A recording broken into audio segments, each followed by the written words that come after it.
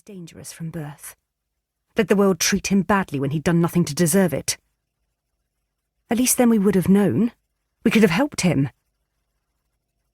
For the first time, the other woman looked at her properly. Her eyes were flat. A ghost of a smile played across her mouth. I did help him. No, you didn't. You hid from the truth. You decided that it didn't matter. She didn't know why she was so upset by it. Given the circumstances, it was the least of her problems. But it felt like the end of the world. Even now, after everything that had happened, so much pain had been caused, so many lives destroyed. You always thought you were a better mother than me. But you're in here, and I'm not. You should be. The woman leaned forward, her nose almost pressing against the screen, her mouth twisted in fury. You're hardly an innocent party in all this.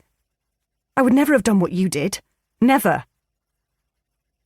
The anger vanished. The woman sat back, folded her arms and laughed. It was a cruel, unpleasant sound.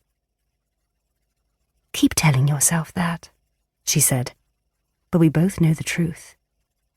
You'd have done it in a heartbeat if you'd thought it would help him.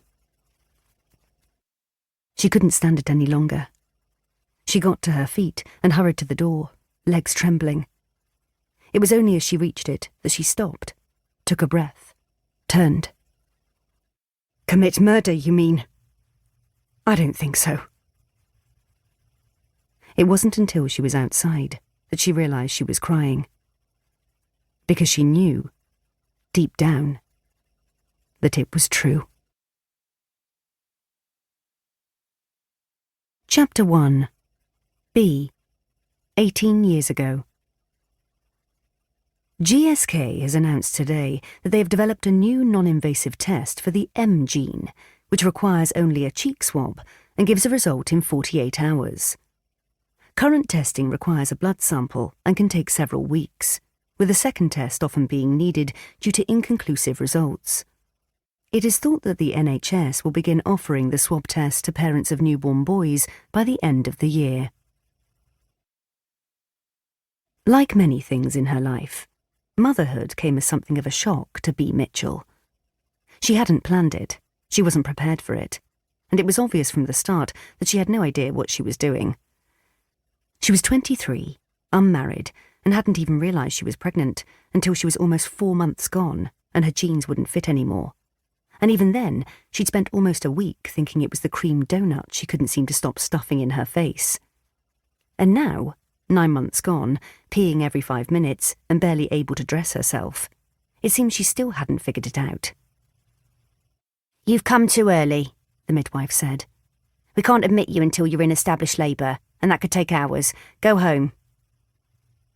She turned and walked off, stiff-backed, before Bea could say anything else. Bea could feel her brain slowing down. Her thoughts wouldn't come together. The air inside the building was too heavy, too hot. She turned and hobbled back outside into the cold. It had started to rain, huge, chilly droplets bouncing off the pavement, the road, her head. She wasn't wearing a coat because the one she had wouldn't fasten over her belly, and the only shoes she could still get on were her flip-flops.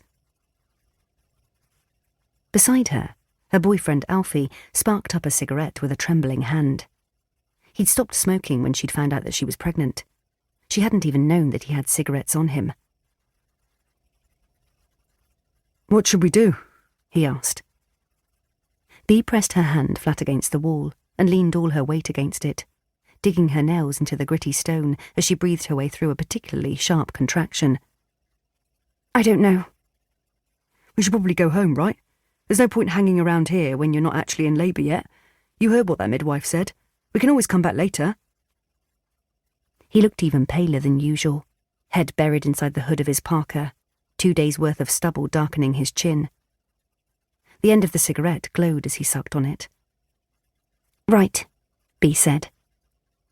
They made it round to the front of the hospital and had the bus stop in sight before she knew she wouldn't make it.